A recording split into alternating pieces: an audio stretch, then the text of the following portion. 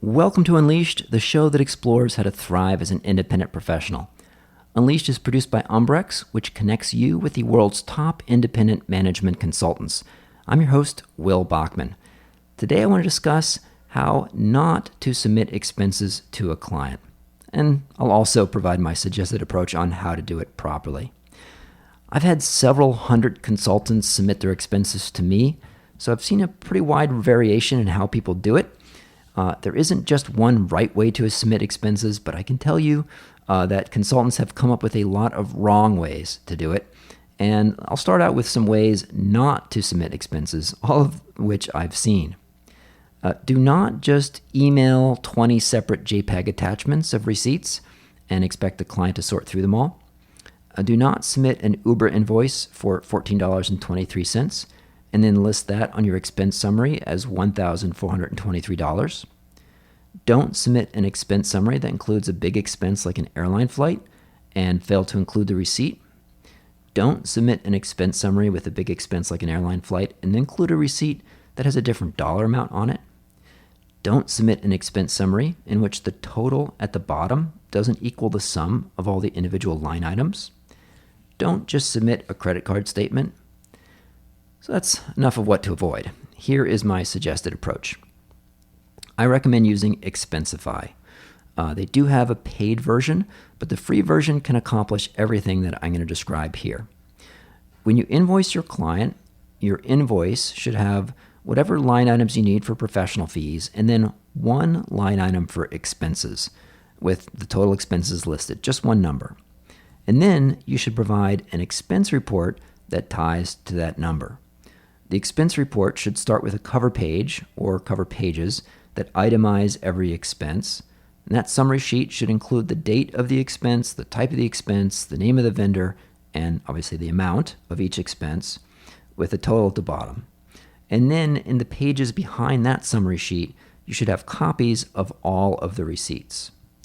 Now, I believe that the IRS rules say that you don't have to have a receipt for an expense that's less than some nominal amount. Maybe it's $25, it's $25 or $50, I'm not sure exactly. And some clients also have a similar rule. The dollar cutoff may vary, 25, 50, or 75. My own personal suggestion, however, is include a receipt for every single expense. One reason why is that then there's no way anyone can ever question you about the expense. And number two is if you have a habit of just keeping every receipt and taking a picture of it, including on your receipt, then you never forget one. So how do you actually go about creating this expense report? I used to hate doing expenses. It was such a massive headache at the end of every month. Sitting there taping expenses to sheets of paper, creating an Excel sheet to summarize them. I'd spend a couple hours when I was at McKinsey once a month looking at all these credit card receipts, trying to reconcile them, making sure I didn't forget any. I'd look at my calendar for the month to make sure I captured the taxi to the airport, the flight, the taxi from the airport, the hotel, the breakfast, lunch, the dinner, the hotel, the taxi to the airport, the flight home, the taxi from the airport, and maybe also the photocopying job that I paid for before the big progress review. So if you use Expensify, here's what you can do instead. If you get emailed a receipt from an airline or a hotel folio, you just forward that email to your Expensify email address, and the receipt automatically gets added to your account. The email will get added as images, and it will get included when you print your report. If you get a paper receipt, say after a taxi ride or after a meal, you open up the Expensify app, you snap a photo, and then you classify the expense, and then you throw away the receipt. If you just get in the habit of adding each receipt to the app as they occur, as you get the paper receipts, or maybe every day at the end of the day, then you avoid that massive headache at the end of the month. You don't have to carry the receipts around with you. If you're serving multiple client projects at the same time, you can set up charge codes using the tag field. And then, as when you add the expense, then you can just tag it with the charge code.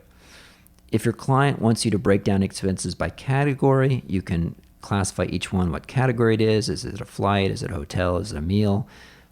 If you pay for the premium version of Expensify, which again, it's not necessary, but if you do, it will do a smart scan, uses artificial intelligence to read the receipt, recognize the amount, recognize the date, recognize the vendor, guess at the category, and then classify it for you. And then you just validate that. That's worth paying for if you're using the app a lot, but frankly, I find it sometimes just as easy to do it all myself.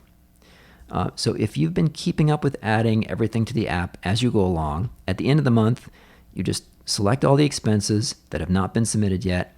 And if you are doing multiple projects in parallel, then you'd want to filter on the charge code by selecting that tag, and then click, you create a report. That report will have exactly what we discussed before.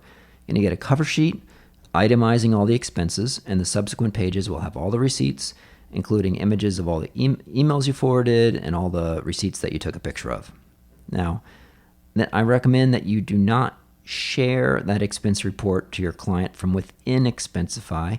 That is an option, but it's annoying to the client if they don't have an Expensify account. They can't access it as easily. So instead, just download that expense report as a PDF, save it to your hard drive, attach it to your email when you send your invoice. And remember to use right side up file names for your expense report. So let's say that I was serving IBM, and I would not have the file name be February 2020 expenses to IBM. That's kind of how I think about it.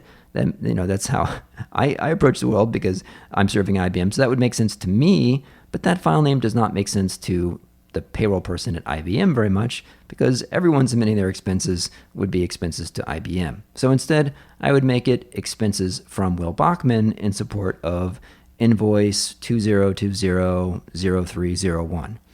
And then I would add that PDF as an attachment when I send invoice 20200301. Or another way, a good way to do it would be to create your one-page invoice as a PDF, create your expense report as a PDF, and then combine those two files so it's just one file. And then the expense number on page 1 on your invoice ties to the total on page 2, the expense summary, and the subsequent pages have all the receipts. So thanks for listening. I hope that was helpful. If you have any comments or questions, you can email me at unleashed@umbrex.com. Thanks for listening.